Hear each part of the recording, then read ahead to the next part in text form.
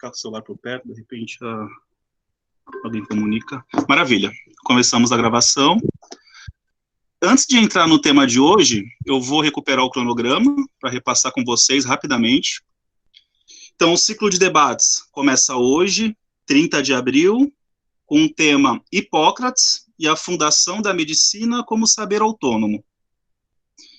O segundo encontro é no dia 8 de maio, o tema é o nascimento dos hospitais sob a perspectiva de Michel Foucault, com o professor André Lemos.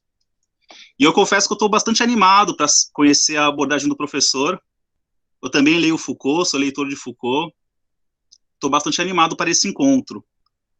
Depois eu volto, no dia 14, para discutir o tema das revoluções científicas e a medicina no Renascimento. A ideia também, além de discutir as revoluções científicas, que é um marco importante, é discutir como que a arte renascentista contribuiu para o avanço dos estudos anatômicos, por exemplo. Há livros muito interessantes sobre isso. Então, discutirei isso no terceiro encontro. No quarto encontro, dia 22 de maio, o professor André Lemos volta para discutir o vírus e a humanidade. Uma perspectiva sombria. E no último encontro, será com o professor Rondinelli, o médico psiquiatra da casa, para discutir a questão do diagnóstico em psiquiatria. E ele já me antecipou que esse tema cria uma tensão interna dentro dos estudos de medicina, a questão do diagnóstico em psiquiatria. Então, esse é o cronograma. Como eu dizia para a Nayara, não há avaliação, são ciclos de debates livres, né? Mas há certificação. É uma atividade oficial da universidade, a certificação. Então, maravilha. Quer falar alguma coisa, Felipe, antes de eu começar o tema de hoje? Vai lá, fica à vontade. O nosso cronograma que foi mandado aqui, parece que teve já uma palestra no dia 18/4, foi isso? Tá. Pelo menos no folder que vocês mandaram, né? 18/4? Tá. É. O ciclo de debates estava marcado para começar no dia 16 de abril. Mas foi a semana que meu pai faleceu. Aí a faculdade decidiu adiar em 2 semanas. Então devem ter enviado o folder antigo, porque as datas foram reformuladas. Acho que foi isso que aconteceu, Felipe. Passaram um folder antigo, então. Mas o ciclo está começando hoje. Começa hoje. Beleza. Tá bom? Então é isso. E a ideia é que os encontros tenham 1h30 de duração, para não ficar muito extenso, muito cansativo também. E acho que dá para discutir bastante coisa em 1h30. Então é isso. Eu preparei uma apresentação de slides, eu vou projetar. Eu acredito que vai durar uns 40 minutos, 45 minutos, algo em torno disso. E aí, depois da apresentação, eu abro para perguntas, dúvidas, sugestões, discussão, críticas, xingamentos, enfim. Fiquem à vontade para se manifestar. Então, eu vou lá, vou projetar. Acho que durante a projeção eu não vou conseguir acompanhar o chat, mas assim que eu terminar, eu leio as mensagens.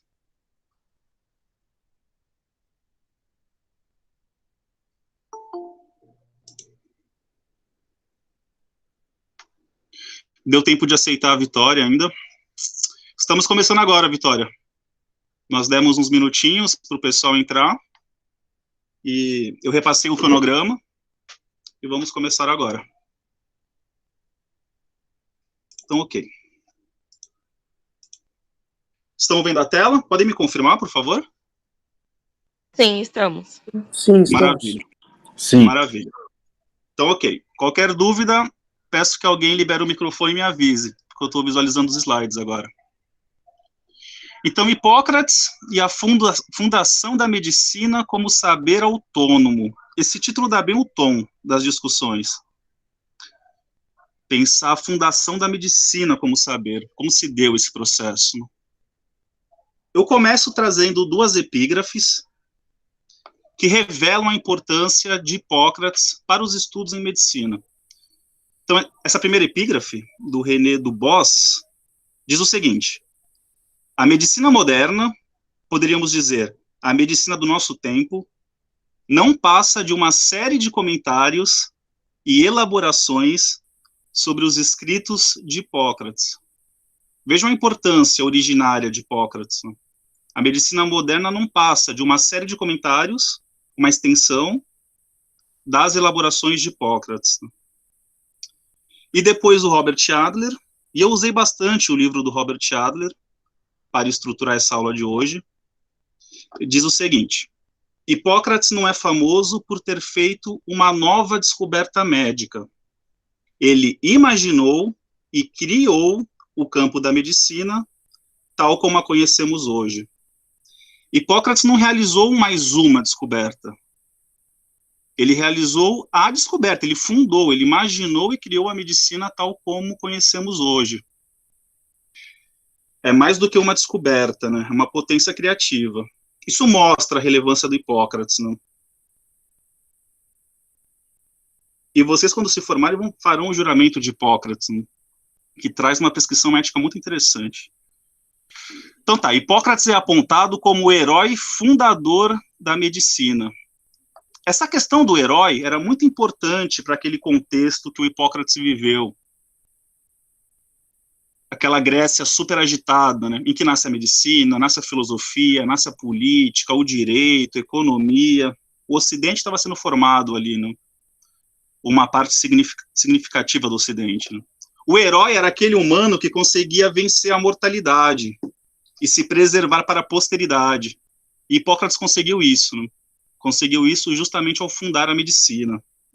Ele é apontado como um herói fundador da medicina. Então, um pouquinho da vida e da obra deste homem. Ele viveu na segunda metade do século V e nas primeiras décadas do século IV a.C. Alguns propõem as datas de nascimento de 460 e de falecimento em 377. Mas não havia a historiografia, como saber instituído. Então, essas datas não são exatas. É uma estimativa próxima, mas não são datas exatas. O livro que eu me baseei trouxe essas referências, né? Mas não fugiu muito disso. Hipócrates foi o chefe da escola de Cos, ele nasceu em Cos, era uma ilhazinha grega, mas que se aproximava da Ásia Menor, e que, portanto, recebeu influência do Oriente, alguma influência, né? Ele foi chefe da escola de Cos e ensinou medicina em Atenas, que era a capital da Grécia, ali, né? Onde Platão e Aristóteles o consideraram como paradigma do grande médico. Sabe-se muito sobre o legado teórico de Hipócrates. Temos acesso, né, ao corpo hipocrático. Sabe-se muito sobre o legado teórico de Hipócrates, mas pouco sobre sua vida, sobre sua biografia. Sua vida é bastante desconhecida ainda, né? E não teremos acesso a ela.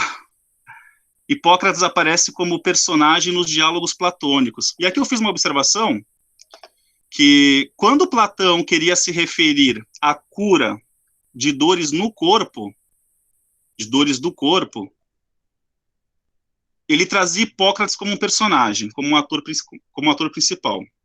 E quando ele queria se referir à cura de dores na alma, ele trabalhava com Sócrates. É claro que Sócrates foi uma referência maior para Platão, mas Hipócrates aparece sim, em mais de um diálogo. Na República, que é o principal livro de Platão, por exemplo, Hipócrates aparece como paradigma do grande médico.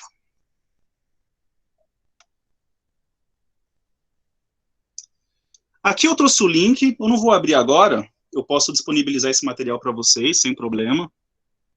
E aí, a editora Fiocruz organizou, disponibilizou na Cielo, na plataforma Cielo. Então é possível acessar os textos de Hipócrates. Eu criei um link direto aqui. E recomendo, viu? Tem um material interessantíssimo ali. Eu consegui ver beleza para a área de ética, que é a minha área direta, né? Mas tem muita coisa interessante ali. Muita coisa interessante. Recomendo que vocês naveguem, assim, dêem uma olhada. Vale a pena. E a documentação antiga, mais vasta, que chegou na modernidade. Mais do que os estudos filosóficos, inclusive. Se preservou muita coisa dos estudos teóricos de Hipócrates. Então, vale a pena navegar por esse material. Deixa eu voltar, esse corpus... Alguém falou alguma coisa? Não, perdão, eu abri o microfone, professor. Ah, tranquilo, Desculpa. tranquilo. Tranquilo, se quiserem me interromper em algum momento para colocar uma pergunta, uma dúvida, fique à vontade. Não me incomodo com Ô, isso. professor, eu achei que Hipócrates... Então, Hipócrates veio antes de Aristóteles e Platão? Olha, eles eram contemporâneos de Platão, eram contemporâneos. Se eu não me engano, Hipócrates era um pouquinho mais velho, se eu não me engano. Mas eram contemporâneos ali. Viveram o mesmo século, né? O mesmo século, que é o século de ouro ali da Grécia. Eles foram contemporâneos. Platão teve contato com Hipócrates. Teve contato. Mas assim, eu não saberia precisar agora, não saberia precisar de cabeça o ano em que Platão nasceu, faleceu, mas eles se encontraram na Ágora, no espaço público. Lembrando que Hipócrates era de Cos, né, que era uma ilha. A Grécia era composta por várias ilhas. Então, Tales de Mileto era uma ilhazinha. Heráclito de Éfeso era outra ilhazinha, Éfeso. Parmênides de Eleia, eram várias ilhas, né. Hipócrates nasceu em Cos, mas lecionou em Atenas. E enquanto esteve em Atenas, teve contato com Platão. E o que disseram sobre Hipócrates, que toda a medicina moderna é uma nota de rodapé de Hipócrates, falaram algo semelhante sobre Platão também. Whitehead disse isso. Toda a filosofia moderna é uma nota de rodapé de Platão. Os dois foram muito impactantes, né? Cada um para a sua área, foram muito impactantes. Esse corpo hipocrático, né, reúne textos de Hipócrates, mas dos seus seguidores também. Mas o que se pode afirmar com segurança... Prof, o senhor abriu aí a discussão, né? Podendo estar abrindo o microfone para discussão. Esses textos hipocráticos, eu li em algum lugar, não posso te precisar onde, eles são que nem a Bíblia, que nem assim, um determinado grupo começou a reverberar o que ele escreveu, mas esses não são os textos de Hipócrates mesmo, né? São pessoas que estavam seguindo e gerações foram escrevendo, né, o que os antigos falavam, não foi isso? Não? Sim, sim. O saber se disseminava pela tradição oral. Com a filosofia aconteceu isso, com os mitos também. A mitologia, os deuses do panteão grego, não tinha um livro sagrado ali. Era uma tradição oral, que era passada de geração para geração. Isso aconteceu com o saber médico também. Então, ali esse corpo hipocrático é uma reunião de saberes de Hipócrates, mas de seus seguidores, que ganhou uma certa tradição oral e que foi registrado num período. Eu sei que Galeno foi muito importante. Um médico romano, já no 2º século depois de Cristo, foi muito importante para sistematizar, se recuperar textos de Hipócrates. Ele foi muito importante. Inclusive, ele pega a teoria dos humores, os 4 humores, e transforma isso numa teoria dos temperamentos. E tem muita gente discutindo isso hoje, a questão dos temperamentos humanos. Eu vou dar uma olhadinha, porque eu acho que alguém pediu entrada. Beleza. Voltei. Beleza, estão vendo, né? Maravilha. Vou continuar, então. O que se pode afirmar com segurança, que são textos de Hipócrates, são esses, né? Então, primeiro, um texto chamado A Medicina Antiga, que é uma espécie de manifesto que proclama a autonomia da arte médica. Inclusive, foi daí que eu subtraí a noção de autonomia da arte médica. E eu gosto muito dessa definição de arte médica. Os gregos valorizavam muito isso, né? A tecné é um conceito que nasceu nas artes, que vai gerar a técnica, né? A técnica científica da modernidade. Que a medicina é uma ciência, isso está posto no contemporâneo, sabemos disso. Mas resgatar essa tradição artística, medicina como uma arte do trato humano, do cuidado humano, me parece uma ideia interessante, e que às vezes é esquecida, em prol de um cientificismo puro, né, frio. Então tem esse texto. Um segundo texto chamado O Mal Sagrado, uma polêmica contra a mentalidade da medicina mágico-religiosa. E eu pretendo explorar esse tema aqui na aula de hoje. Essa polêmica contra a mentalidade da medicina mágica ou religiosa. Depois, um texto chamado O Prognóstico, constitui a descoberta da dimensão essencial da ciência médica, aquilo que define o saber médico, né? Um quarto texto, intitulado de Sobre as Águas, os Ventos e os Lugares, na qual são evidenciados os laços entre doenças e meio ambiente. As epidemias, uma formidável coletânea de casos clínicos, interessante, né? Deve ser muito interessante visitar esse material, daria uma boa pesquisa. E, por fim, os aforismos. Eu tenho os aforismos em livro, a editora da Unifesp publicou, eu adquiri, e o célebre juramento, reproduzido até hoje no final da formação médica, e que tem uma proposta ética muito rica, de defesa da vida, uma defesa não negociável da vida. Eu procuro enfatizar isso sempre, né? Então, maravilha. Então, ok, tentei situar um pouco o homem Hipócrates, e situar um pouco o tempo de Hipócrates, né? Agora vamos para as polêmicas conceituais. Hipócrates contrapõe a visão mágica da medicina. E ali eu trouxe um trecho de Hipócrates e um trecho de Adler, né?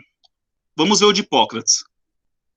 Cada doença tem sua própria natureza, e nenhuma surge sem sua causa natural. Os gregos tinham isso, né? Aforismos assim precisos, afirmações curtas, mas que dizem muita coisa. Então, cada doença tem sua própria natureza, e nenhuma surge sem sua causa natural. Vamos ler a do Adler, depois eu comento um pouco isso. O Adler diz, nessa mesma esteira, antes de Hipócrates, a saúde e a doença estavam nas mãos dos deuses. Hipócrates tira a medicina das mãos dos deuses e lança isso para a dimensão humana, né? Quando ele diz que cada doença tem uma causa natural, ele está negando as causas sobrenaturais. Porque havia a concepção de que os deuses puniam os homens através das doenças. E, portanto, os deuses eram a causa das doenças. Mas eles não eram só a causa, o que causava, eram também a cura. E quando alguém adoecia, devia procurar o curandeiro, que era uma autoridade médica, mas religiosa também, porque as coisas estavam confundidas, né? Estavam confusas ali, misturadas. Os deuses eram a causa do problema e a solução. O Hipócrates tira isso, dessa dimensão divina, essa dimensão mágica, né, mítica, e lança a coisa para a dimensão humana. As doenças possuem uma própria natureza, cada doença possui a sua própria natureza, e nenhuma delas decorre de causa sobrenatural. Hoje parece um tema batido, mas para a época isso foi revolucionário. Foi revolucionário. Mas a filosofia também precisou desse gesto, digamos, ateísta, de tirar a coisa dos deuses, lançar para o homem. A política precisou disso, o direito precisou disso. A medicina também, né? Não fugiu dessa lógica. Ela precisava se constituir enquanto saber autônomo. Ela estava refém dessa cosmovisão mágica. Mas há resquícios míticos em Hipócrates, há muitos resquícios. Nessa esteira ainda, eu trouxe uma citação do Adler ali. Embora houvesse práticas de cuidado, a causa da doença era vista como sobrenatural. E aí diz o Adler, essa visão mágica da doença permeava o mundo antigo, as civilizações antigas, né? Porque a China também tem uma medicina lá milenar, a Índia também tem saberes milenares, né? Essa lógica permeava o mundo antigo, inclusive a Grécia. Embora muitas vezes coexistisse com intervenções mais pragmáticas, tais como a limpeza e o enfaixamento das feridas, o entalamento de ossos quebrados, prescrições de doses e preparados herbais ou minerais, e alguns tipos de cirurgia, como as amputações. Então havia esses cuidados, né? Havia esses cuidados. Mas a causa da doença era vista como sobrenatural. Havia um esforço humano para se tratar esses males, mas a causa era vista como sobrenatural. Então, Hipócrates contra os deuses da polis. Peguei do Giovanni Reale essa citação. O mal sagrado era a epilepsia. Epilepsia era apontada como mal sagrado, uma espécie de punição dos deuses, no sentido que era considerada efeito de causas não naturais e, portanto, consequência de uma intervenção divina. E é importante lembrar que, para os gregos, os deuses participavam da vida, não eram deuses distantes da vida. É uma concepção bastante diferente daquela do cristianismo, por exemplo, que permeia o nosso mundo ainda com força. Como que funcionava, né, o politeísmo grego? Era mais ou menos assim. Quando alguém se apaixonava, por exemplo, sentia amor por alguém, um grego comentava: fui tocado por Afrodite, ou Afrodite passou por aqui, sinto os efeitos da presença de Afrodite, que era a deusa do amor, né? Quando alguém sentia, sei lá, o calor do sol na pele, ele comentava: Apolo se fez presente, Apolo tocou em mim, Apolo está entre nós.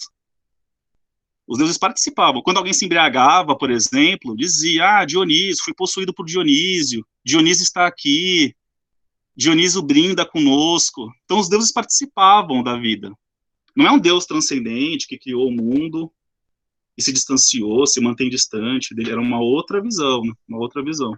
Quando Hipócrates disse que, putz, isso daí não tem nada a ver com os deuses, as doenças possuem causas naturais, isso foi impactante. Eu repito, para a gente é meio banal isso, a gente vive uma outra época, mas para aquele período foi muito impactante, muito impactante. Então, Hipócrates foi o primeiro a questionar a determinação divina das doenças do corpo. E aqui eu trouxe uma citação de um outro autor, Ivan Frias. Vejam que eu citei autores diferentes, né? Eu procurei fazer uma pesquisa sobre Hipócrates. E eu confesso que achei muito interessante, muito interessante. Então, agora a citação do Ivan Frias. Ele diz: embora Hipócrates não tenha rompido com certas formas de pensar próprias dos filósofos, para fazer a crítica aos deuses, Hipócrates se aproxima da filosofia. Então não tenha rompido com certas formas de pensar próprias dos filósofos, como a relação microcosmo e macrocosmo, ele promove uma interiorização da causa das enfermidades, que passam a depender de fatores do próprio corpo. Esse trecho de interiorização da causa das enfermidades parece interessante, é o ponto forte dessa citação, né? Que passam a depender de fatores do próprio corpo, e que não precisam mais de uma explicação alheia, cósmica ou divina, né? É preciso observar o fenômeno tal como ele se apresenta. E aí Hipócrates cria essa ideia de observação do corpo, por exemplo, para entender o mal-estar do corpo, mais do que buscar uma resposta alheia, né, que explicasse esse fenômeno. Há quase um método sendo criado aí, o método da observação dos fenômenos, né, do corpo, das enfermidades do corpo. Professor. Podem falar, fica à vontade. Posso tirar uma dúvida rápida? Nesse caso, então, o senhor falou que Hipócrates, Platão, Aristóteles e Sócrates eram praticamente quase da mesma época, né? Isso, havia uma escadinha, né? Sócrates primeiro, Platão foi discípulo de Sócrates, Aristóteles discípulo de Platão. Depois do Sócrates. Sócrates o primeiro de todos, é. Mas, enfim, lança tua pergunta aí. Só que, assim, no caso, eles não tinham represária, não? Não tinha o quê? Não entendi. Área do povo que comandava a população, assim, não tinha um comandante, alguma coisa que não fazia represária contra essas pessoas que tinham estudos contra os deuses, porque quem tinha o controle, sei lá, não tinha? Sim. Sócrates foi morto por isso, né? Poderíamos dizer hoje, usando uma nomenclatura moderna, que Sócrates foi morto por ateísmo. Traiu os deuses da cidade. Deuses da polis, né? Tomou cicuta lá e morreu. Foi morto, né? Sócrates. Com certeza, eles sofreram por causa disso. Agora, Platão recupera muitos mitos, né? Platão trabalha com muitos mitos. O mito da caverna, o mito de um ente criador que cria um mundo sensível a partir do mundo das ideias. Então tem ali uma figura mítica. Platão recupera muitos mitos. Sócrates acho que rompeu mais. E o Aristóteles viveu uma outra época já. Foi Sócrates, depois Platão e Aristóteles. Aristóteles supera, inclusive, o idealismo platônico. Essa ideia de que existem duas realidades distintas e que uma se baseia na outra. O Aristóteles está mais em sintonia com esse espírito de observação, que também permeia Hipócrates, de observar os fenômenos tal como eles se apresentam. Aristóteles criou um sistema de classificação biológico dos seres vivos, observando, isso é observação. Platão tem muito de especulação, né? Platão cria a noção de transcendência, por exemplo.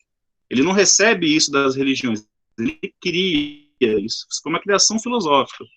A ideia de que existe uma transcendência, um outro mundo.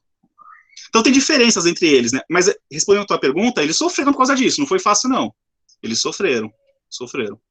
Hipócrates não sei dizer. Eu conheço um pouco mais da vida de Platão e Sócrates, né, Aristóteles, mas Sócrates foi morto por isso. Ah, entendi. Legal. Bom, para fazer a crítica à causalidade divina das doenças, e eu estou enfatizando muito esse ponto, né? Hipócrates se apropriou da filosofia pré-socrática, sobretudo de Empédocles. Eu vou dar uma explicada nisso daqui. Eu acho um debate interessante. Então tá, eu vou lendo os slides e vou comentando, vou explicando. Filosofia pré-socrática impactou bastante Hipócrates. E é uma filosofia assim mais... ela é física, ela quer entender a physis. Então tá, o que caracteriza a filosofia pré-socrática? A busca pelo elemento fundamental da natureza. A palavra que os gregos usavam para esse elemento fundamental era arché, que pode ser traduzida como princípio, como origem e até como poder. Poder não no sentido político, mas poder de potência. Mas origem, princípio, né? A busca pelo elemento fundamental da natureza. A palavra grega era physis. Os filósofos se propuseram a isso. O primeiro filósofo, que é Tales de Mileto, afirmou que esse elemento fundamental é a água. Ele afirmou, tudo é um. Tudo que existe é um. E esse um é a água. É uma afirmação estranha, né? Desconfortável. Ele não está dizendo que tudo é água. Antes, ele está dizendo que a água está em tudo. E que a água é a condição da vida.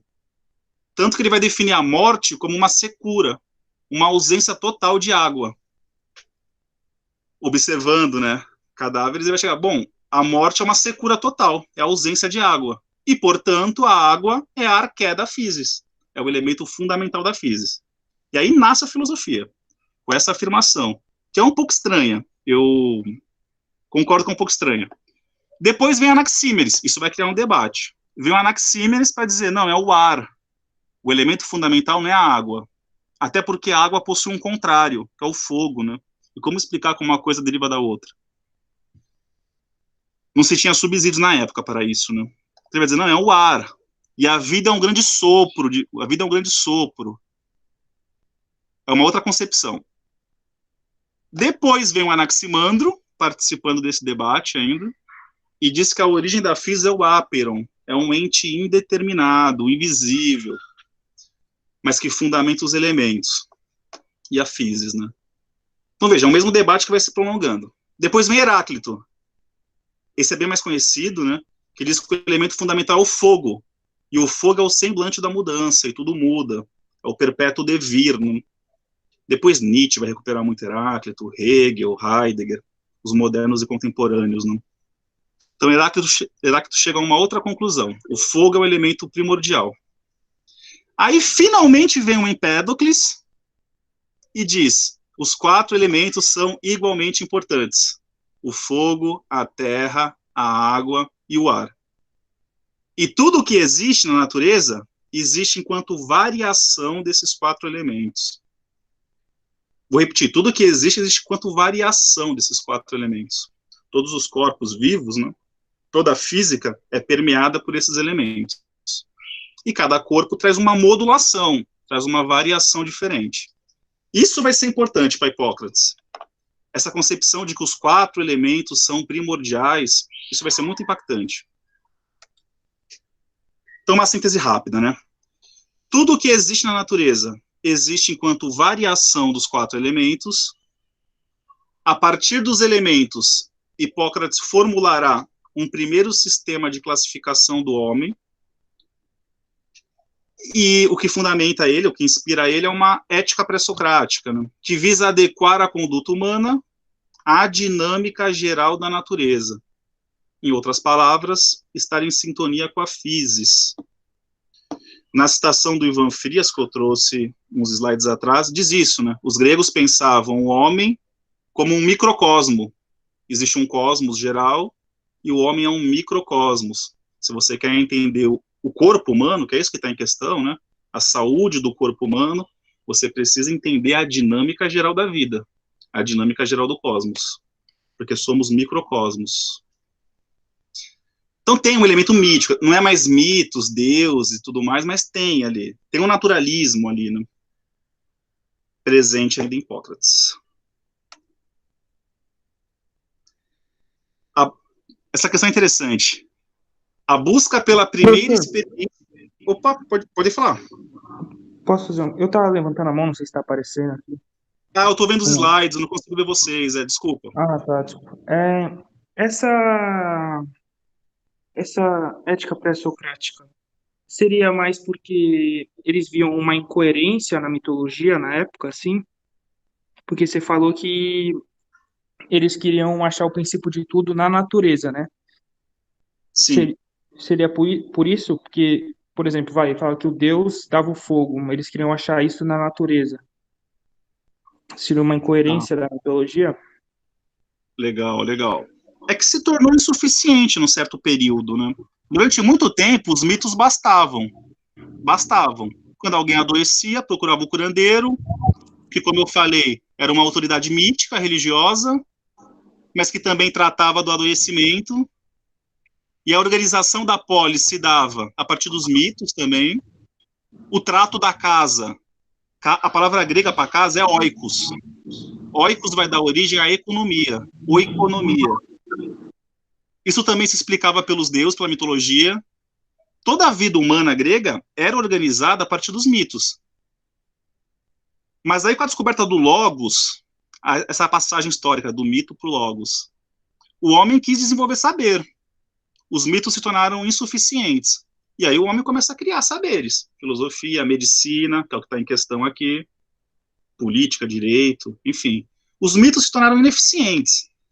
Agora, assim, discutir se os mitos eram verdades ou não, eu sigo a linha do Nietzsche. São perspectivas sobre a realidade. O homem moderno olha para a natureza e vê cálculos. O homem grego olhava para a natureza, o mesmo objeto, o mesmo fenômeno, e via deuses. São perspectivas diferentes. Agora, claro, é anacrônico, né? Ninguém mais se baseia numa mitologia fechada para explicar a vida, o adoecimento, processo de saúde e doença. Ninguém mais se baseia nisso, né? Mas temos os mitos modernos também. Temos os mitos modernos, de caráter religioso, mas não somente. A ciência produz mitos também, produz seus mitos. Mas é isso, assim, né? Se tornou insuficiente. Num certo momento da história, isso aconteceu no período próximo ali, na Grécia. A Grécia foi um berço, assim, fundamental. Não se explica a fundação do Ocidente, tal como conhecemos, né? Sem esse período grego. É claro que a moral cristã, judaico-cristã, vai ser muito importante também. Direito romano, né? Mas sem a filosofia grega, sem a medicina grega, não se entende o Ocidente. Mas legal, boa provocação, assim, boa pergunta. Entendi, obrigado, hein? Show, legal. Mas os mitos compunham uma explicação muito fechadinha da realidade. Tudo estava muito concatenado, até que descobriram um furo nessa narrativa. E aí precisaram construir saberes para tampar esse furo, para tamponar esse furo, né? E fazemos isso ainda hoje. Tentamos tamponar ainda esse furo fundamental que compõe a existência, né? Até hoje tem muita coisa que a gente está explicando ainda, né? Está explicando. No começo eu trouxe as epígrafes lá, que diziam: a medicina moderna é um conjunto de comentários dos textos de Hipócrates. Estamos correndo atrás para explicar muitos fenômenos ainda. Muitos fenômenos. Muitos fenômenos. Então tá, continuando, havia essa busca pela primeira experiência do fora, e eu gosto disso, essa primeira experiência do fora. O momento da primeira respirada humana, porque ele está pensando na constituição dos corpos, né? O momento da primeira respirada humana, essa união fundamental com a physis, essa experiência do fora, né? Essa experiência deixará resquício para toda a posteridade, envelhecimento. É como se fosse uma espécie de carimbo naquele corpo. O corpo, quando nasce, há esse primeiro contato com fora, que os textos apontam como uma união com a physis, né, com a física, com a natureza, e disso vai resultar uma forma que perdura. O saber de Hipócrates é uma tentativa de ler os corpos, de ler a constituição de cada corpo singular, e entender o processo de saúde e doença ali, né? Isso vai gerar uma leitura dos humores, a gente está caminhando para esse tema já. Mas tinha essa noção de primeira experiência do fora deixa marcas no corpo, né? No corpo. Essas marcas continuam, uma espécie de carimbo. Hipócrates fala em potências naturais, em disposições, não em caráter subjetivo. Essa é uma noção moderna, né? Mas ele está dizendo que cada corpo traz forças implícitas. Cada corpo é uma reunião de forças, é um conjunto de forças, né? Forças naturais, forças da natureza, forças da physis. O médico da época lia essas forças para entender o desequilíbrio dos humores. Não é que os corpos possuem identidades fechadas, não era isso, mas traz forças, né? Ok, leitura dos corpos, é isso que está em questão. Passamos, então, para a teoria dos humores. Humores são líquidos, né? Acho que tem gente querendo entrar. Deixa eu dar uma olhadinha, só um segundo. Beleza. Passamos agora para a teoria dos humores. Ou líquidos, né? Segundo Hipócrates, a natureza humana é constituída de humores, que são em número de 4. Sangue, fleuma, bile amarela e bile negra. Esse número de 4 é a inspiração de Empédocles lá, os 4 elementos que compõem a physis, os 4 elementos primordiais. Há uma prolongação de raciocínio. E Hipócrates virou os 4 humores que constituem os corpos, né? Sangue, fleuma, bile amarela e bile negra. O estado de saúde, uma definição de saúde aqui, o estado de saúde depende da proporção justa dos humores, tanto qualitativa como quantitativamente, e de sua mistura harmoniosa. O que se entendia por saúde, portanto, era uma mistura harmoniosa dos 4 humores. E, por outro lado, o estado de doença decorre do isolamento de um desses humores, em pequena ou em grande quantidade, em um sítio orgânico. Não somente o lugar de origem desse humor torna-se doente, mas também aquele onde ele irá se fixar. Então, há aqui uma definição de saúde, uma definição de doença. Saúde é equilíbrio, mistura harmoniosa dos humores, enquanto que a doença é um desequilíbrio dos humores. Ainda sobre essa questão, né, teoria dos humores, o Hipócrates associava o estado de saúde com a harmonia das potências que formavam o corpo, que formavam cada corpo.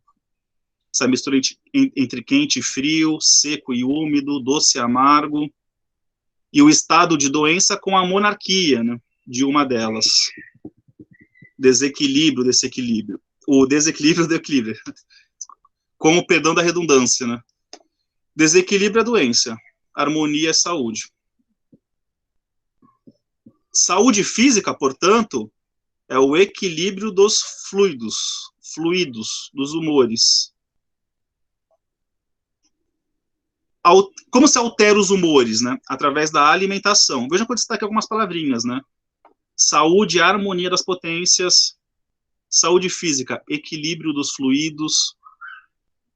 Como se altera esses humores? Pela alimentação. Se pegarem os aforismos de Hipócrates, e aí esse livro, repito, foi publicado pela Unifesp, editora da Unifesp, vocês verão que há muitas considerações sobre alimentação, sobre dieta, sobre alimentação adequada para um bebê, para um homem adulto, para o idoso, fala muito disso. Porque é um modo de equilibrar os humores, de afetar os humores, né? De buscar essa harmonia das potências. Fala muito de dieta.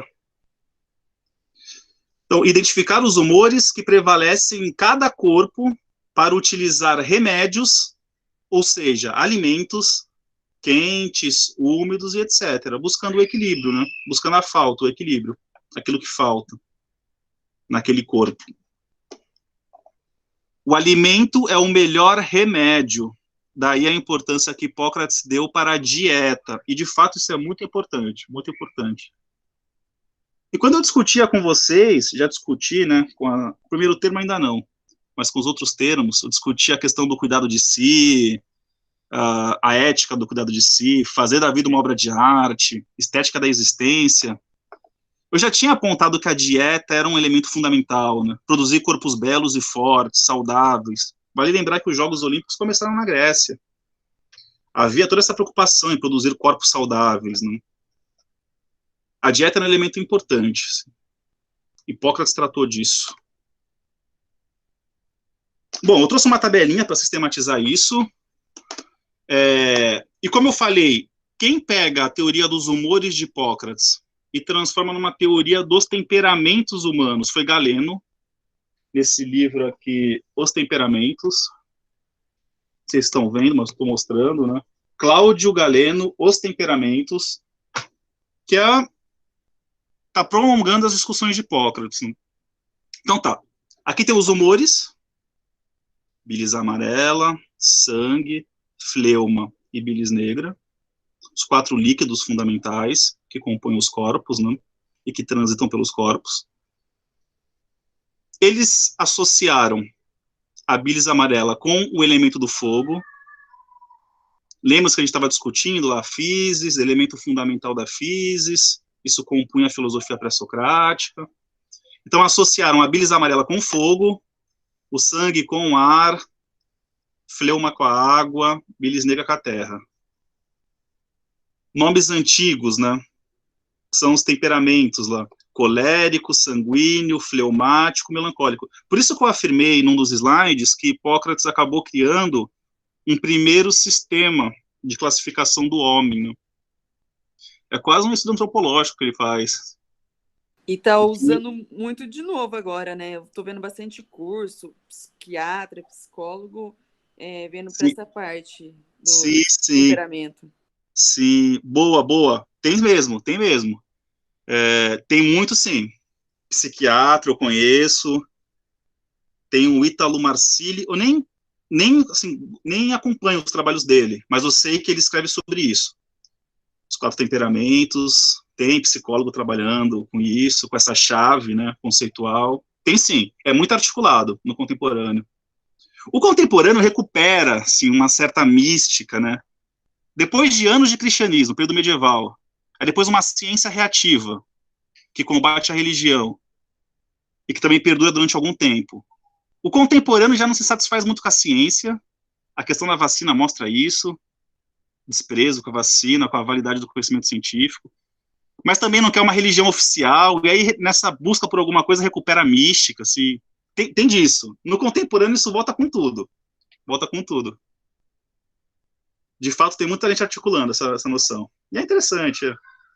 Bom, e aqui eles apontam condutas que condizem com aquele líquido e com aquele elemento, né? Então, bilis amarela, fogo, conduta dominante. Sangue, ar, influente. Fleuma, água estável. Bilis negra, terra, conforme. E, enfim, é uma tabelinha para sistematizar, né? São tipos humanos aqui. Em tese são isso, né? Forças que compõem os corpos. Essa é a lógica por detrás disso. Bom, caminhando agora, eu acho que eu estou perto de terminar, assim, fiquem tranquilos. Tem mais alguns slides, mas eu não vou me prolongar muito. Distanciamento dos filósofos idealistas. Então, eu trago ali um trecho de Hipócrates mesmo. A medicina se baseia na observação e não necessita de hipóteses que não possam ser confirmadas pelos sentidos. Examinar o corpo, e é isso que está em questão, né, requer visão, audição, olfato, tato, paladar e razão. Requer alguma filosofia. A medicina precisa de alguma filosofia. Analisar os corpos, ou a constituição física dos corpos, requer alguma filosofia, ou pelo menos uma dose de razão, né? E aqui ele valoriza os sentidos. Em termos filosóficos, isso está mais alinhado com Aristóteles. Platão menosprezava os sentidos. Dizia que os sentidos enganam, e os sentidos nos lança para um mundo de representações e não de essências. Ele desconfiava dos sentidos, né? Eu não vou recuperar esse debate, porque é um debate filosófico amplo, e é muito interessante. Mas Aristóteles não. Aristóteles prezava mais pela observação de fenômenos, né? O que ele vai chamar de essência é quase um substrato, assim, que a observação cria. Não tem mais uma realidade transcendental. Os universais são conclusões que o observador alcança. Uma outra lógica. Então, há um distanciamento do idealismo platônico, por exemplo. Há uma outra lógica. Não é à toa que o Hipócrates inaugurou a medicina, né? Senão ele seria só mais um filósofo. Se vocês pegarem manuais de filosofia, livros consagrados de história da filosofia, sempre tem um capítulo para Hipócrates lá. Ele também é apontado como um filósofo. Mas ele criou uma outra coisa, iniciou um outro método, podemos dizer, que valoriza a observação. Ele se insere na história da filosofia, mas também se distancia ao mesmo tempo. E isso é interessante. Esse lugar ambíguo é interessante. Sobre relação médico-paciente, então. A medicina nova e racional que Hipócrates ensinava tinha como centro o paciente e não a doença. O que se discute hoje, né, de medicina baseada na pessoa, centrada na pessoa, acho que é isso, né? Bom, parece que Hipócrates já caminhou algo nesse sentido, assim. Hipócrates ensinava que a medicina nova e racional tinha como centro o paciente e não a doença. E quando se trata o paciente, sempre se tem um ganho. Há sempre um ganho envolvido. É claro que nessa guerrilha fundamental entre vida e morte, entre vida e adoecimento, nós perderemos corpos, não? Mas se nós cuidamos de pessoas e não de doenças, sempre tem um ganho. Sempre tem um ganho humano envolvido ali. Algo se ganha sempre. E se não é para o paciente diretamente, é para as pessoas envolvidas. Sempre tem algum ganho. Então eu vou ler o segundo trecho do Adler que eu trouxe. Hipócrates dedicava a maior parte dos seus ensinamentos à relação médico-paciente. De fato, era muito importante isso. Ensinava aos alunos a visitar seus pacientes com frequência. Demonstrava-lhes como ganhar a confiança e obter cooperação, e insistia para que tratassem os pacientes e suas famílias com respeito e ética. Ganhar a confiança, né? A adesão do paciente ao tratamento, né? Isso me parece importante ainda hoje, ter esse tato humano, né? Obter cooperação e cuidar não só do paciente, mas da família, com respeito e ética. Apesar dessa ênfase na relação médico-paciente, isso não impediu Hipócrates de classificar algumas doenças, como a febre puerperal, ou do parto, tétano, malária, e a epilepsia, que era vista como uma doença sagrada, né? Uma punição dos deuses sobre os homens. É legítimo afirmar que Hipócrates e seus seguidores praticavam um tipo de medicina holística, né? Integral, esse cuidado integral com a vida, com o corpo. Esse era um elemento cultural, inclusive. A medicina holística, né? Eu sinto que no contemporâneo isso ganha força, também isso ganha alguma força. Isso é interessante, né? Porque está retornando, né? Uma época que a gente teve uma mercantilização e uma patogênese retornar, né? Uhum. Muito interessante ver que tá. Legal, sim, sim. Sim, acho que sim, está retornando. Eu acho que está retornando, né? Eu consigo observar que isso está retornando, isso ganha força. Essas essas terapêuticas alternativas, né? A Assim, própria clínica ampliada, né? sim, sim, Concentrado na sim, pessoa, sim, igual o senhor falou. sim. Tem os modismos, né? Bom, os professores médicos aí, acho que o professor André deve estar aí, né? Até podem comentar sobre isso. Mas assim, a medicina tem seus modismos, né? Nos anos 90, 2000, foi o boom das neurociências e o boom da medicação também. Todo mundo caminhava com um antidepressivo na bolsa, assim. E agora tem um outro modismo, assim, que é essa clínica ampliada. Eu tô falando modismos, mas não significa que é necessariamente ruim, né? Mas tem ênfase, nuances, né? As coisas vão mudando. É legal. Na verdade, acho que, desculpa, só uma intervenção, Alan. Claro. Eu acho que é um reflexo até dos nossos tempos atuais, né? A falência, né, que a gente está vendo do modelo que está estabelecido, as pessoas elas voltam, né, para práticas consideradas mais tradicionais, né, coisas que já funcionaram, né? E hoje a gente de fato vive uma falência de muitas situações médicas, né? Então talvez por isso até que haja o ressurgimento, como você bem disse, né, de muitas coisas, o resgate. Uhum. Sim. Legal. Tem um certo ressurgimento, sim. Legal. Maravilha. Bom, vou avançando mais um pouco, eu estou bem perto do fim já, fiquem tranquilos. Então, mais do que o diagnóstico, Hipócrates valorizava o prognóstico, a capacidade de predizer o progresso de uma doença em um determinado paciente. Peguei isso do Adler, tá? Não são palavras minhas. Mais do que o diagnóstico, o prognóstico, entendido como a capacidade de predizer o progresso de uma doença. O que cura verdadeiramente a doença são as forças naturais dentro de nós. E aqui é um trecho de Hipócrates que o Adler reproduziu, né? Dentro daquela visão cósmica ainda, né? De que os corpos são formas, aglomerados de forças, né? Essas forças são físicas. E o que cura mesmo são essas forças, assim, a harmonia dos fluidos, né? Criar essa harmonia. O Aristóteles traz a ideia da sofrosine, né? Buscar uma justa medida, que não vá para os extremos, uma justa medida, um caminho do meio, poderíamos dizer harmonia, né? O que cura é isso, né? Mais do que o médico em si, né? São as forças naturais. Bom, enfim, podemos discutir se isso é atual ou não. Estou lançando para debate. Eu não entendi. Primeira linha de tratamento. Opa, quer falar uma coisa? Eu não entendi essa parte do meio que o senhor falou aí. Ah, tá. Porque ele falava da harmonia dos humores. Então, existem 4 humores, os corpos são variações desses humores, mas pode haver desequilíbrios, e isso é o que ele chama de doença. Saúde é uma harmonia dos humores.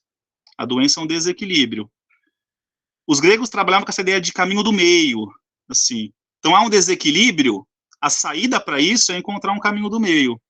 Para Aristóteles, essa é uma noção ética, né? Ele chama de sofrosine, caminho do meio, uma justa medida, ou um equilíbrio, né? No caso do Hipócrates, seria um equilíbrio dos humores, desses líquidos fundamentais que compõem os corpos. Foi nesse sentido que eu falei do caminho do meio. Obrigada. Beleza. Primeira linha de tratamento é o regime. Uma prescrição cuidadosa de dieta e exercícios. Inclusive, no juramento de Hipócrates, está lá, textualmente, aplicarei uma justa dieta ou um justo regime. Aparece isso enquanto afirmação. Vocês aplicarão um justo regime, visando o bem-estar do paciente. Isso aparece no juramento textualmente. O juramento é curtíssimo. Saindo da aula, e se tiverem interesse, procurem o juramento de Hipócrates no Google. Vai ver que é um texto curtinho, assim. Se for jogar no Google não, se for jogar no Word, copiem o texto e joguem no Word. Dá uma página, não passa de uma página. Traz a questão do regime lá. E, bom, havia toda essa questão do cuidado, nessa cultura do cuidado, que para Sócrates ganhou o contorno de conheça-te a ti mesmo, que ele pega isso do oráculo de Delfos, ele não inventou isso, ele pegou lá, já estava estabelecido. mas transformou no imperativo, né? Essa questão do cuidado passa por Hipócrates, através do regime, da dieta, uma boa alimentação. Há ali uma prática de cuidado, né? Ok, o juramento cria a ética médica, inaugura a ética médica, que traz uma defesa inegociável da vida, sem discriminações. O médico não escolhe defender ou não a vida, é uma obrigação profissional. E mais do que uma obrigação, mais do que um dever, assim, é um princípio norteador. Então tá, sua existência na ética médica continua a ecoar com muitas controvérsias de nossos dias, incluindo a eutanásia, aborto e a clonagem. Ainda é possível recuperar Hipócrates para jogar alguma luz nesses debates contemporâneos, né? Eutanásia, aborto, clonagem, são temas de bioética, né? De ética e bioética. E são demandas do contemporâneo, né? A questão do aborto, a gente precisa discutir seriamente aborto, para além dos tabus, né? E há muito tabu em torno disso, respeitando, claro, as perspectivas. Mas precisamos encarar de frente essas questões, né? E aí o Código de Ética, eu estava revisitando o Código de Ética, né, para dar aula para o primeiro termo, inclusive, e é um documento rico, assim, riquíssimo. Estabelece compromisso com os direitos humanos, que, cara, é uma noção moderna, né? Uma noção moderna e muito moderna. Só foi universalizada no século XX, inclusive, depois das guerras mundiais. Mas estabelece um compromisso com os direitos humanos e diz que é proibido ao médico participar sob qualquer pretexto de pena de morte, né? Ou seja, uma defesa inegociável da vida. Isso estava em Hipócrates, não nesses termos, claro, né? Mas isso estava em Hipócrates, uma defesa inegociável da vida. Essa ideia do bandido bom é bandido morto, assim, putz, meu, tá na profissão errada, assim, se pensa assim, tá na profissão errada, porque a defesa do médico é uma defesa inegociável da vida, né? Sem discriminações. Isso seria uma discriminação, de algum modo. Mas é claro, silenciar vontades e desejos é uma tarefa e tanto, não é fácil, eu sei que não é fácil. Eu também tenho meus julgamentos, claro, todos temos, né? Mas o médico não escolhe, isso não passa por um crivo decisório, é uma obrigação, né? Maravilha. E aqui eu trouxe as referências. Então eu usei muito o livro do Adler, né? Chama Médicos Revolucionários, de Hipócrates ao Genoma Humano, livro bem introdutório, vale a pena acessar esse material. O Galeno, para pensar os temperamentos, aquela transformação dos 4 humores em 4 temperamentos, né? Então, eu usei o livro do Galeno. O livro do Ivan Frias se chama Doença do Corpo, Doença da Alma. Medicina e Filosofia na Grécia Clássica. Interessante para entender como que Hipócrates e Sócrates participam da construção teórica de Platão. Muito legal. E doença do corpo, doença da alma. A noção de mente, saúde mental, cuidado da mente, ou mesmo psiquismo, são noções modernas contemporâneas, né? Modernas. Os gregos antigos trabalhavam com corpo e com alma. Esse dualismo corpo e alma. Mas o que eles discutem como doença da alma pode jogar alguma luz nos debates de saúde mental ainda hoje. Há muita coisa interessante ali. Os aforismos de Hipócrates, que eu citei, publicados pela Unifesp. E eu peguei esse manual de História da Filosofia, que é muito qualificado. 2 autores italianos, eu uso muito, né, nos meus cursos de filosofia aí. E tem um capítulo sobre Hipócrates muito rico. Bom, era isso. Enquanto exposição, era isso. Deixa eu fechar o compartilhamento aqui. Parar a apresentação. Maravilha. Como eu falei, os encontros têm uma média de 1h30, acho que para não demorar tanto também, e para não tomar a noite de vocês, né? Mas agora eu abro para perguntas, sugestões, críticas, xingamentos, ofensas. Deu para entender? Deu para acompanhar assim, o raciocínio? Acharam interessante? O que vocês acharam? Professor Alan, eu achei bem interessante. Na verdade, eu não havia parado ainda para pensar, né, nessa construção que vem, na verdade, acontecendo, né, desde muito tempo, né? E caminhando com essa construção também vem uma desconstrução, né? da ciência e tal. Então, assim, fico imaginando, né, a dificuldade que foi naquela época, né, e que visão esse cara teve, né, esse pensador teve, né, em quem, né, ele se apoiou, né, e se essa pessoa que ele se apoiou, né, o que ela tinha para sustentar suas ideias, enfim, né, construir quando não se tem sustentação é muito difícil, né? Então foi bem interessante isso e faz a gente pensar, né, qual que é o caminho que a medicina hoje segue, né? Diante de tantos questionamentos, de tantas liberdades que a gente tem também, né? Naquela época não tinha tanta liberdade, né? Acredito, né? E hoje a gente tem mais e mesmo assim é bem árdua, né? Tudo isso, né? Então, valeu a pena a noite. Eu gostei muito da discussão, pessoal. Do assunto, bem interessante. Legal. Muito bom, Rangel. De fato, ele criou um saber ali. Eu não sei se do zero, não diria que criou do zero, porque havia toda uma atmosfera ali nova surgindo. Uma atmosfera antiga, a da mitologia, a visão mágica da medicina, mas estava nascendo uma outra atmosfera ali, uma outra ambiência, né? Que é de construir novos saberes. E a medicina surgiu aí. Mas, de fato, é uma potência criadora enorme que esse homem teve, né? Que esse homem teve. Ele expressou um novo espírito de época. E uma questão que você já me perguntou, Rangel, que, assim, eu precisaria ler mais, mas uma medicina à beira de leito. Lembra que uma vez você me trouxe essa questão e tal? Quando Hipócrates diz lá, cuidem do paciente, não da doença, e acompanhem o paciente, visitem o paciente, e cuidem da família também, não só do paciente. Me parece que isso está muito em sintonia com os trabalhos de Hipócrates, sim. Com o que ele entendia por medicina, cuidado, está muito em sintonia, né?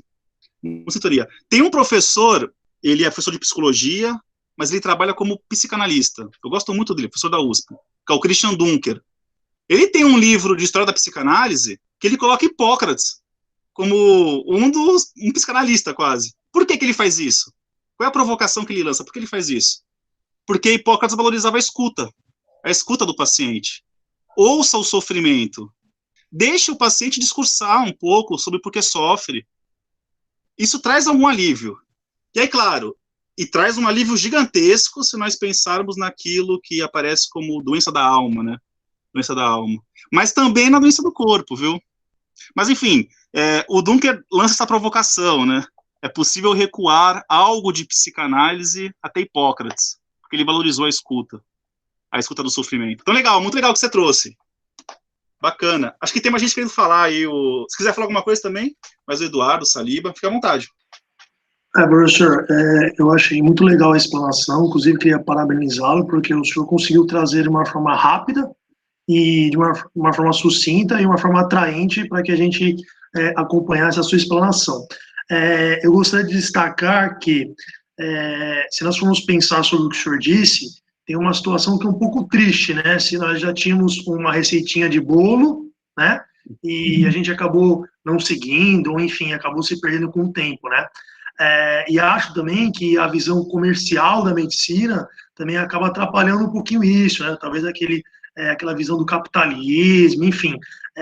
A partir do momento que a gente vai ficando longe das pessoas, né? E ficando talvez mais perto do dinheiro, ou enfim, de manobras que possam trazer proventos, ao invés de ver o que realmente está acontecendo com a pessoa, eu acho que é sempre um descuido e as pessoas têm que pensar por que elas estão ali, o que elas estão fazendo para estar ali e se elas deveriam estar ali, né? E eu também acho importante esse processo de desconstrução, né? Então, eu acho legal a gente conversar sobre isso, né? A gente dialogar sobre isso. Até eu mesmo, né? Que, enfim, eu já tenho uma outra profissão e hoje estou estudando medicina. Certa vez eu estava com amigos, né? Num casamento, e aí um colega médico virou e falou assim, aquela conversa, como você tá, não sei o que você tá fazendo, e virou assim, eu virei médico, eu sou especialista em falar de morte, eu entendo tudo de morte, eu sou aquela pessoa que vai chegar lá, quando um ente querido tiver ido, e vai conversar sobre morte, vai socorrê-la. Bom, eu confesso que na hora eu tomei um susto, né, que eu falei, caramba, eu tô num casamento, né, vem falar disso, né, eu tinha tanta coisa melhor para conversar, mas depois eu fui refletir sobre o que ele tinha dito, E eu falei, poxa, mas também tem que ter profissionais para isso, né? Pode ser que, poxa, eu não me identifique, mas é importante que alguém se identifique, que alguém faça serviço, porque está pensando no ser humano, está pensando na medicina, está pensando na dor, né?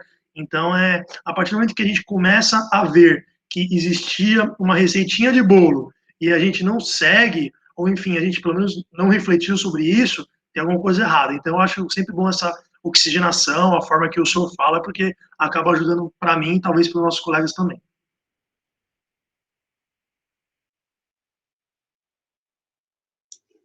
Muito legal, Eduardo. De fato, quando a gente lê Hipócrates, e eu precisei fazer uma pesquisa para ministrar essa aula, organizar essa aula, eu tive que pesquisar. Eu vim até um pouco nervoso, assim, para essa aula, porque é um tema que eu nunca tratei, né? Não sou médico formado, tive que pesquisar. Mas eu gostei muito da pesquisa. E, de fato, parece que ser médico, naquele período, era, assim, requer muita dedicação, não tinha prestígio, assim, não tinha prestígio. Algo muito diferente dos nossos tempos, né? Ser médico hoje tem muito prestígio. Se você tem condições de fazer, eu diria que até é uma escolha fácil, assim, é um caminho seguro para você traçar, né? É árduo, eu sei que é árduo, mas é seguro, assim. Tem prestígio, era um outro contexto.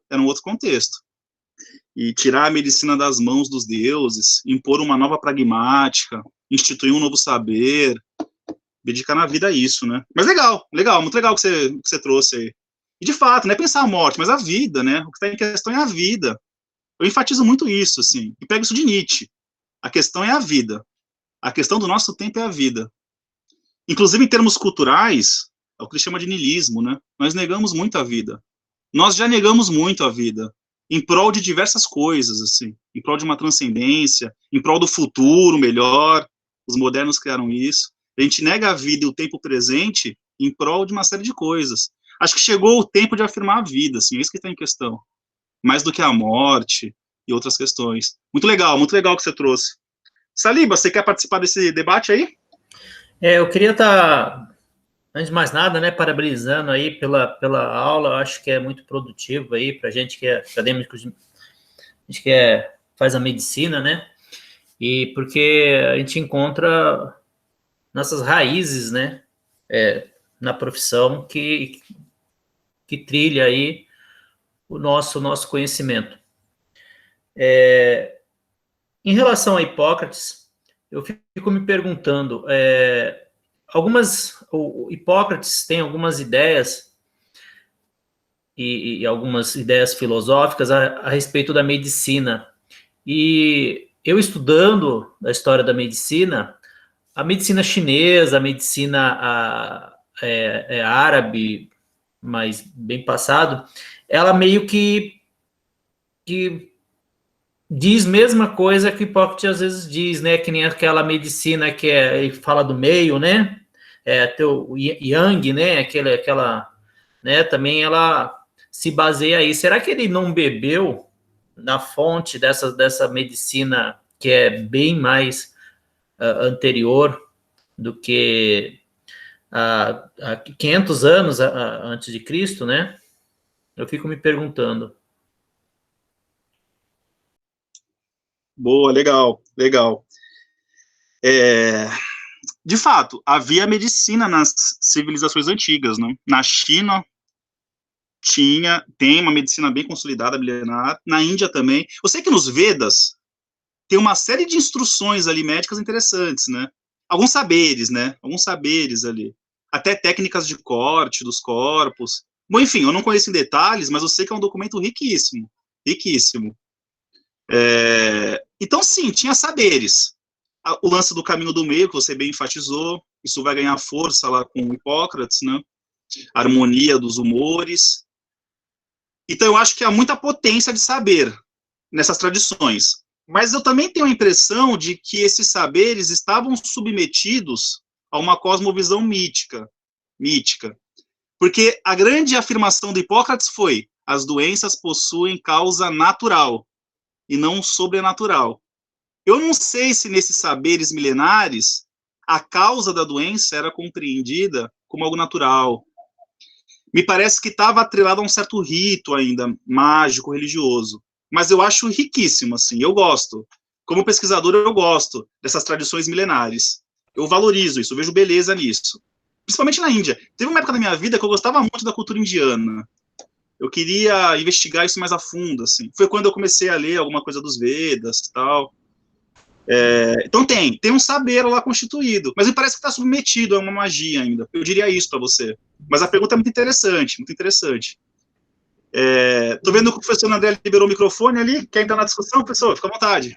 Não, só fazer um complemento, né? Essa pergunta do Saliba, ela é muito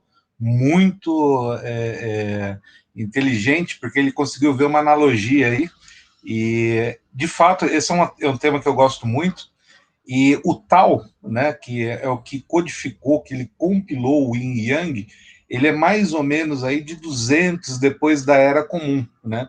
E ele parte de uma visão muito parecida de Hipócrates, né, tentando estabelecer também causas naturais e no princípio do equilíbrio, né, principalmente.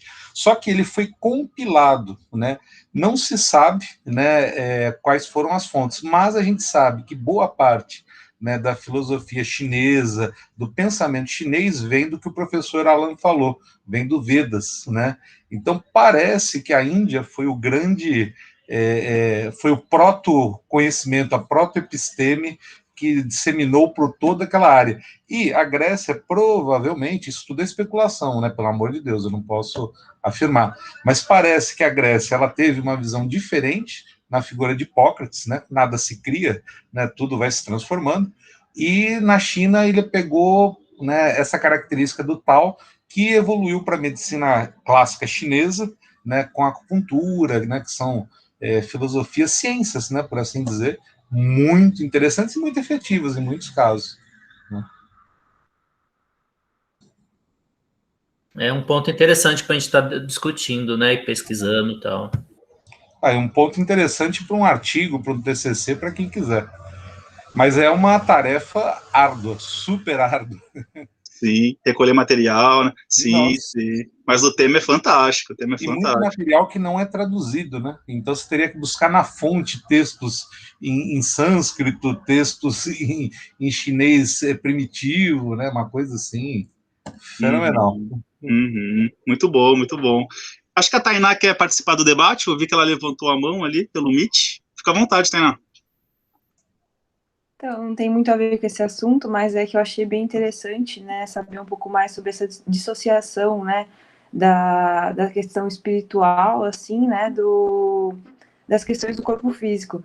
Só que o que eu acho interessante, tipo, foi muito importante na época, com certeza, ainda mais porque, dando exemplos, as trepanações, né, eram procedimentos muito invasivos, que eram realizados com uma causa, assim, com o intuito de sanar algo que era meio que espiritual, né, uma possessão.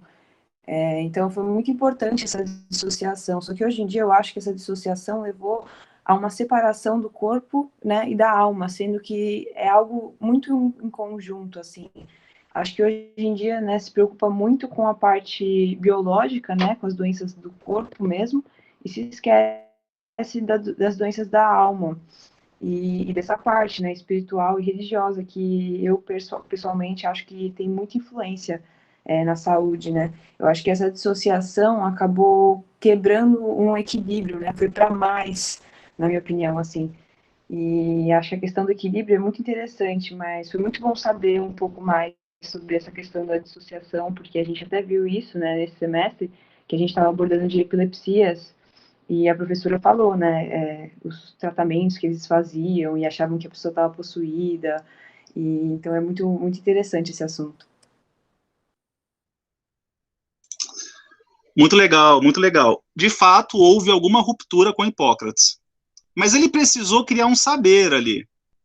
Eu até diria para você, o tema hoje, discutir isso hoje, relações possíveis entre saúde e espiritualidade, é interessante porque já existe um campo epistêmico da espiritualidade e existe um campo epistêmico da medicina. E aí discutir as relações possíveis fica mais fácil. Mas na época de Hipócrates não existia medicina ainda. Era algo que era subserviente da magia. Então ele precisou criar um saber. Até para se discutir relações possíveis depois. E aí, de fato, Eu acho que é interessante especular sobre as relações entre espiritualidade e medicina, eu acho riquíssimo isso, acho riquíssimo. Mas era um outro contexto, né? Hoje, os dois saberes estão instituídos, então é possível buscar relações. Naquela época, nem se podia falar em relações, porque era uma coisa estava a serviço da outra. Então é preciso entender o autor no seu contexto, né? E aí, claro, a questão da alma era o entendimento possível sobre a constituição humana. O ser humano, para a Grécia Antiga, era um composto de corpo e alma. E aí cabe a pergunta, né? Assim, vale a pena insistir ainda em alma, em doença da alma? Porque a modernidade descobriu a mente, descobriu o psiquismo. Muito daquilo que se considerava possessão na Idade Média, Freud desmistificou muita coisa ali, como manifestações do inconsciente, por exemplo, que atravessa o eu consciente da pessoa, uma espécie de monstro estranho que habita o interior da pessoa, composto por afetos reativos, por exemplo, desejos estranhos, irreconhecíveis. Surge uma nova categoria que é muito interessante, que é a do psiquismo e da mente. Mas eu acho que é interessante insistir que o ser humano é corpo, é mente ou psiquismo, e acho interessante trabalhar a ideia de alma ainda. Trabalhar com essas três categorias, né? Mas nós podemos ter esse olhar hoje. E, de fato, essa cisão é perigosa. Parece que você apontou isso como um perigo, né? Eu concordo. O dualismo platônico, corpo e alma como entidades que não conversam entre si, me parece fora de época, assim, né? Dialogam sim, são componentes que dialogam. Mas, assim, eu diria para você que a filosofia debate isso ainda. Esse é um debate atual para a filosofia. Isso não foi ultrapassado. Esse debate não tem ponto final ainda. Está em aberto, E é um grande debate, eu acho. Eu acho que é um grande debate. O ser humano é enigmático, né? Não é à toa que surgiram tantas ciências para estudar esse animal, assim, esse animal que somos. Muitas ciências, antropologia, psicanálise, psicologia, medicina, filosofia, sociologia, e muitos outros saberes que eu não citei aqui ainda. Religião, teologia. Mas, enfim, são grandes debates. Muito legal, que bom que vocês gostaram. Que bom. Eu também gostei da experiência de ensinar Hipócrates pela primeira vez. Professor André, quer falar alguma coisa?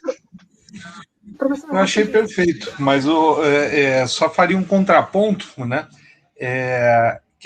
Eu acho que é importantíssimo a gente exercer plenamente as nossas crenças, né? Lembrando que o alvo da nossa atenção, que é o paciente, ele tem todo o direito também de ter crenças totalmente diferentes das nossas, inclusive de não ter crenças, né? Então a gente vai atender ateu, agnóstico, protestante, católico, budista, né? E o respeito é o mesmo, né?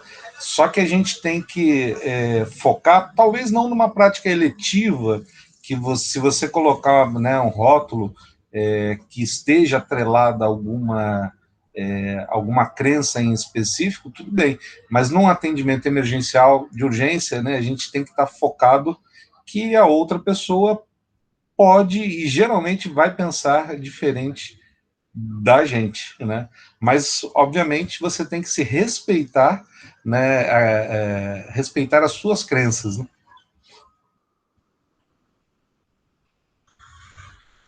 Sim, boa observação. Acho que tem. A Maria está com a mão levantada. Quer comentar alguma coisa, Maria? Eu ia pedir o título do livro sobre psicanálise que mencionava Hipócrates, porque eu gosto bastante do tema. Mas agora que o professor André falou, eu acho que o interessante também de pensar a espiritualidade na prática médica é que, ao meu ver, mesmo que a pessoa não acredite em nada, né, mesmo que a pessoa seja ateu, necessariamente por conta da nossa sociedade ser religiosa como um todo, eu acho que mesmo que você negue isso, você acaba tendo que exercer isso de alguma forma, sabe? Então, mesmo que você, sabe? Então, isso vai acabar aparecendo na constituição de quem você é e também na maneira que você percebe saúde, doença. Então, eu acho que, tipo, de uma maneira ou de outra, por mais que a pessoa não tenha religião ou tenha religião, o que, considerando a pluralidade de religiões que existem, são mais provável, eu imagino, eu acho que acaba sendo muito necessário da gente considerar isso na prática. Tipo, a possibilidade e também a própria conexão que o espírito possa ter com o corpo mesmo, com a saúde. Perfeito, mas só um adendo. Desde que você não se violente, né? Porque senão sua vida vai ser um inferno, né? Então, olhar para o próximo, entender o próximo, mas sem se violentar, né? Então, né, eu sei que já ultrapassamos o horário, né? Mas, por exemplo, né, eu já atendi, né, muitos pacientes e tal, e já trabalhei num hospital que predominava uma religião, né, e as pessoas sempre queriam me oferecer bênçãos dessas religiões, coisas que eu particularmente não acreditava. Eu educadamente recusava, né, e conseguia manter uma relação cordial, de respeito e efetiva com as pessoas, né? Mas eu acho que a gente não pode se violentar, né? Então, assim, não acredita naquilo, tá tudo bem, né? Se você acredita, também tá tudo bem, tá tudo bacana, né? Mas, assim, não se coloque numa posição de ser agredida, porque isso um dia vai estourar, né?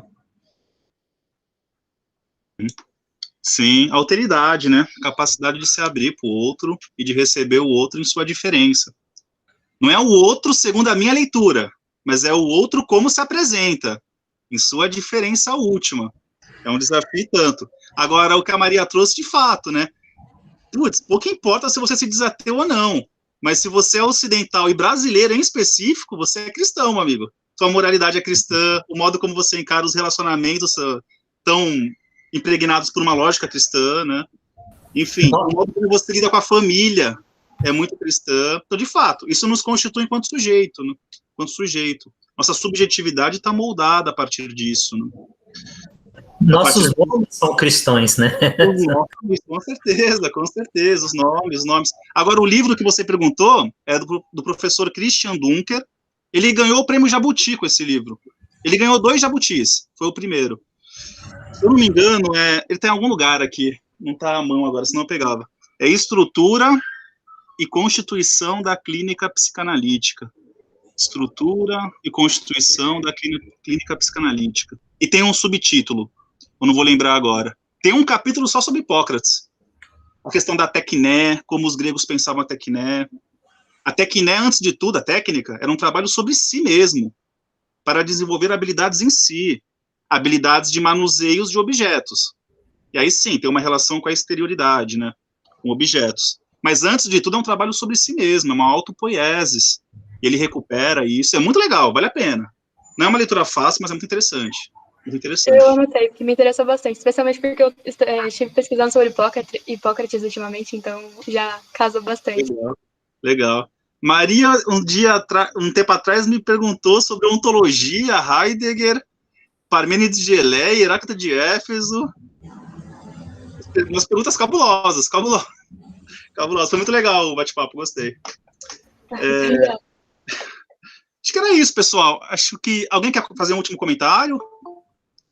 Quer comentar alguma coisa? O Lucas pediu autorização para entrar agora, o Lucas Faro. A gente está acabando, Lucas. Mas autorizei tua entrada aí.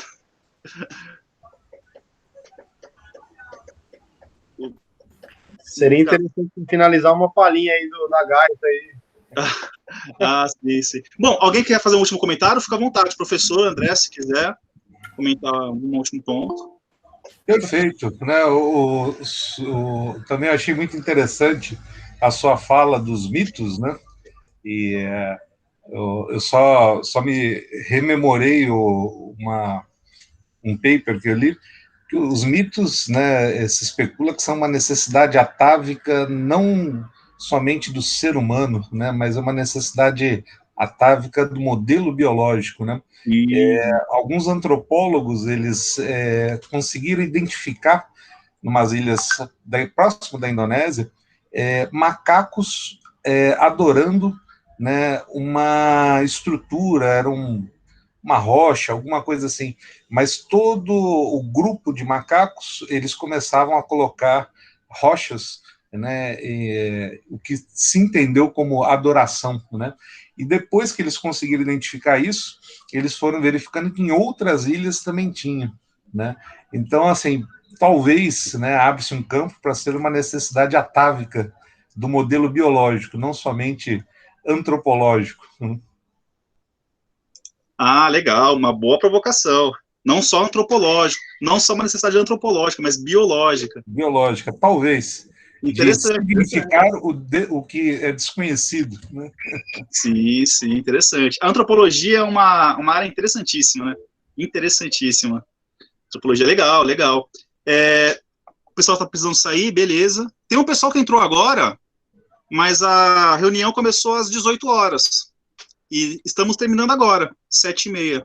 Já até passamos um pouquinho do período. Mas eu estou gravando a reunião e eu disponibilizo o vídeo depois.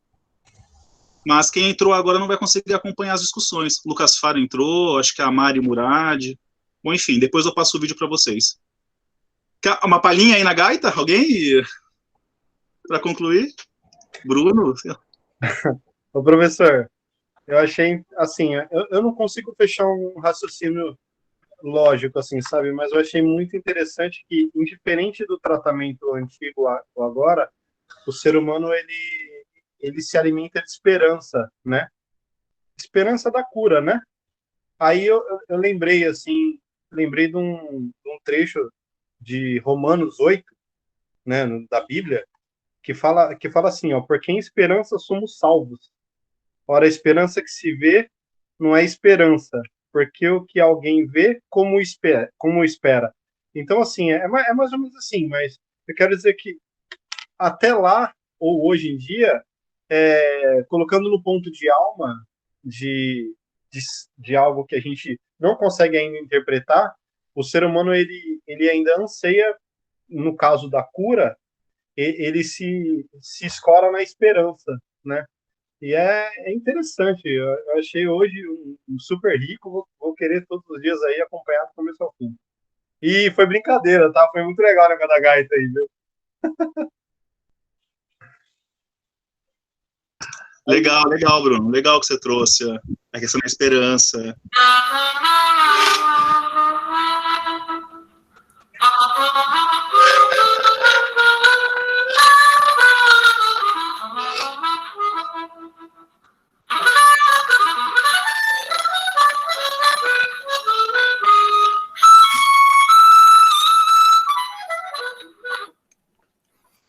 Boa! Saiu bom agora, hein? Agora saiu bom, agora eu vi. Muito bom, hein? Legal, legal. Falta de ar. Falta de ar. Maravilha. Acho que foi isso então, pessoal. Muito obrigado pela presença de vocês. Muito obrigado mesmo pela atenção. Eu sei que dispor da sexta-feira à noite, depois de um dia cansativo, depois de uma semana cansativa, para estar aqui discutindo história da medicina, é impactante. Diz muito sobre vocês. Obrigado por estarem aqui. Eu gostei muito. De minha parte... O horário, Alan, no sábado? Eu acho que Vou confirmar aqui, professor, para não falar besteira. Só um segundinho.